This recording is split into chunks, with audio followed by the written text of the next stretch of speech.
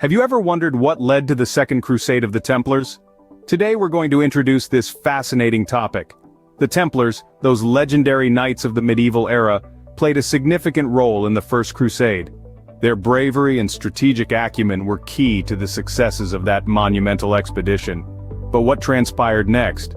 What triggered their Second Crusade? Let's delve into the chronicles of history and understand this epic event. Our tale begins after the success of the First Crusade. With Jerusalem reclaimed and the Holy Land back in the hands of the Christians, the First Crusade had achieved its purpose. The Templar states, those powerful military and political entities, were established across the Levant. These were not just fortresses, but thriving hubs of commerce and culture, symbols of Christian authority in a distant land. The Templars, those fierce warrior monks, were entrusted with the task of maintaining these new states. They were the guardians of the faith, the defenders of the realm, their courage and dedication unyielding in the face of adversity. They built castles, negotiated treaties, and patrolled the borders, ensuring the safety and prosperity of these Christian outposts. However, as the years passed, the Muslim threat grew increasingly imminent. The Templar states, despite their strength and resilience, were surrounded by hostile forces. The Muslim world, united under charismatic leaders, was eager to reclaim the lands lost during the First Crusade. Tensions escalated, conflicts erupted, and the cries for a Second Crusade grew louder and more urgent. The Pope, the rulers of Europe, and the Templars themselves heeded this call. They knew the stakes were high, they knew the challenges they would face, but they were ready. The Templars, those faithful warriors, began to prepare, sharpening their swords and fortifying their spirits. With the stage set, the Templars prepared for a new battle. The Second Crusade was a complex series of events, filled with victories and defeats. Let's delve into the initial successes of the Templars during this tumultuous period. Their journey began with a wave of optimism.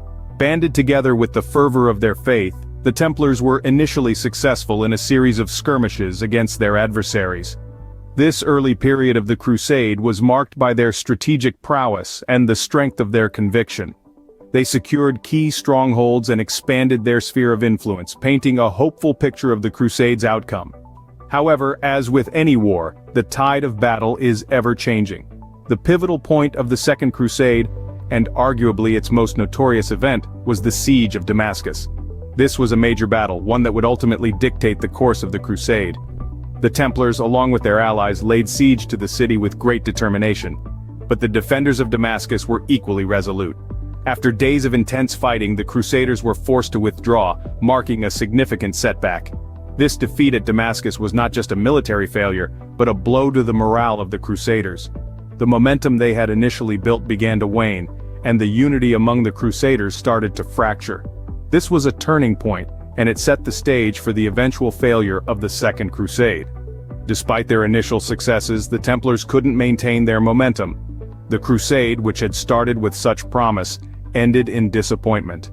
The Templar states, once expansive and influential, suffered significant losses. Their territory shrunk and their influence waned. This period marked a significant decline in their power and prestige. The Second Crusade was a testament to the unpredictability of war and the transient nature of victory. Despite their best efforts, the Templars couldn't replicate their earlier success. This chapter of history serves as a reminder that even the most formidable forces can face defeat, and that the course of events is often shaped by factors beyond our control. The Second Crusade of the Templars, a significant event in history, ended not with a bang but with a whimper.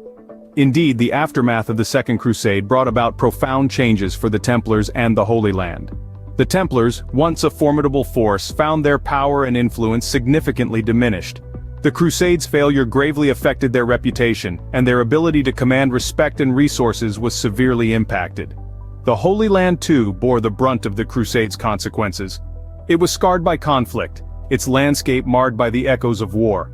The Crusade's end left it in a state of uncertainty and turmoil, a stark contrast to the peace and prosperity it had once known. The decline of Templar power and influence serves as a poignant reminder of the fleeting nature of power. Power, as history has repeatedly shown us, can rise and fall in the blink of an eye. Thus, the Second Crusade, a chapter in Templar history, teaches us about the unpredictability of war and the rise and fall of power.